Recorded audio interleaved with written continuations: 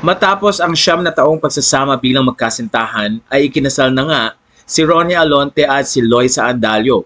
Ipinakita nila ang ilan sa mga photos noong November 27, 2025 na umabot na nga sa milyon ang likes, lalo na sa post ni Loisa. Doon ay nagbigay siya ng isang mensahe ng pasasalamat sa mga taong tumulong sa kanila sa nakaraang mga taon.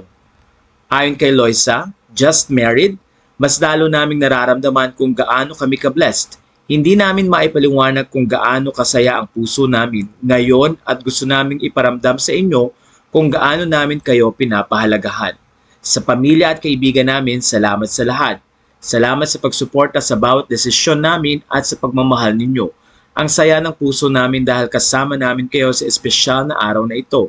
Sa team na nagbuo ng wedding namin, sa coordinators, stylist, photographers, hair and makeup artist, at sa lahat ng suppliers, maraming salamat sa pagdala ng pangarap naming araw sa realidad.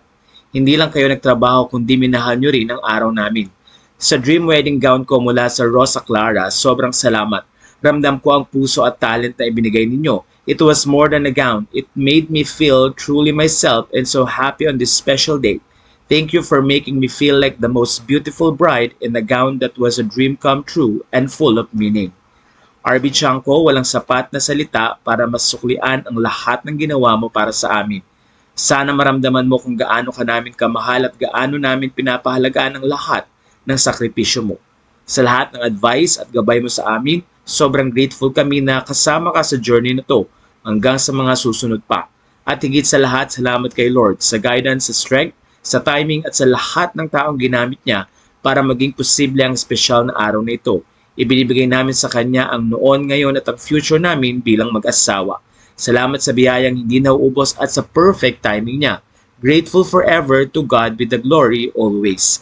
Sa puntong ito ay maraming netizen ang natuwa sa kanila at mga kaibigang artista na nagbigay ng kanilang congratulatory messages at best wishes. Kaya naman sa isang pagkakataon, tila binalikan ng ilang mga netizen ang naging comment noon ni Loisa Andalio sa mga bashers. Sa mga bashers na tila kino-question ang kanilang relationship. Sa isang post noong 2018, ang sabi ng isang netizen, "Di wow, maniniwala na lang kami kung ikaw pinakasalan niya." Sumagot naman si Loisa dito at sinabing wait ka lang. Ilang taon nga ang binilang at nagkatotoo nga ang sinabing ito.